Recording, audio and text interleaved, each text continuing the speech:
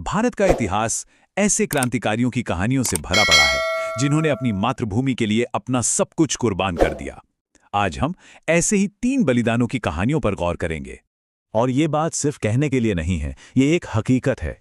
इतिहास गवाह है कि जब भी मातृभूमि पर कोई संकट आया तो उसके वीर सपूतों ने अपनी जान की बाजी लगाने में जरा भी देर नहीं की, जैसा कि हम आज की इन 3 कहानियों में देखेंगे। हम 3 बिल्कुल अलग अलग दौर की कहानियों को जानेंगे। इनके बीच सदियों का फासला है, लेकिन फिर भी ये साहस और धोखे की एक ही डोर से बंधी हुई हैं। चलिए इस सफर की शुरुआत करते हैं। तो हमारी पहली कहानी हमें ले चलती है 1857 के स्वतंत्रता संग्राम में, जहां एक पिता और पुत्र ने एक साथ शहादत को गले लगाया। इस कहानी के नायक हैं शंकर शाह और उनके बेटे रघुनाथ शाह। शंकर शाह मध्य प्रदेश के गढ़मंडला राज्य के उत्तराधिकारी थे। सोचिए, 1857 की क्रांति के समय उनकी उम्र लगभग 70 साल थी, लेकिन उनके दिल में आज़ादी की जो आग थी वो जवान थी, और उनके 40 साल के बेटे ने भी इस लड़ाई में उनका पूरा साथ दिया। अब देखिए, उन्होंने सिर्फ विद्रोह का सपना नहीं देखा, बल्कि उसे हकीकत में बदलने के लिए एक पक्का प्लान बनाया। सबसे पहले उन्होंने विद्रोही सैनिकों और जमींदारों को एक साथ जोड़ा, फिर चुपचाप जंगलों में हथियार जमा करना शुरू किया, और तो और हमले के लिए एक खास दिन भी तय कर लिया, मुहर्रम का दिन। लेकिन जैसा कि इतिहास में अक्सर होता है, सबसे बड़ा खतरा बाहर से नहीं बल्कि अंदर से आता है। उनका यही भरोसा उनके पतन की वजह बनने वाला था। यहां विश्वासघात ने एक फकीर का भेष बदला।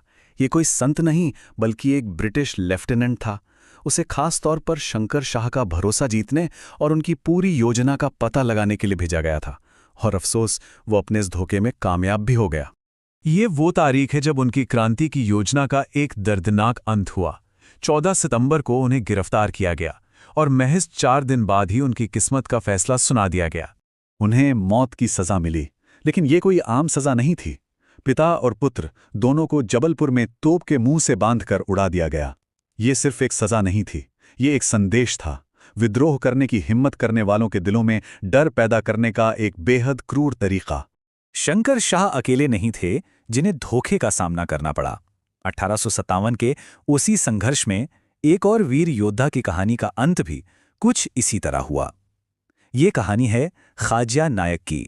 ख्वाजा नायक सेंधवा घाट के एक वार्डन थे, लेकिन जब 1857 की क्रांति की लहर उठी तो वो भी इससे अछूते नहीं रहे। उन्होंने अपनी नौकरी छोड़ दी, करीब 800 क्रांतिकारियों की एक टुकड़ी बनाई और भीलों का नेतृत्व करते हुए अंग्रेजों से कई लड़ाइयां लड़ी। वो इतने दिलेर थे कि एक बार तो ब्रिटिश नजरबंदी से भी भाग निकले थे। और यहां फिर से कहानी में वही मोड़ आता है, विश्वासघात।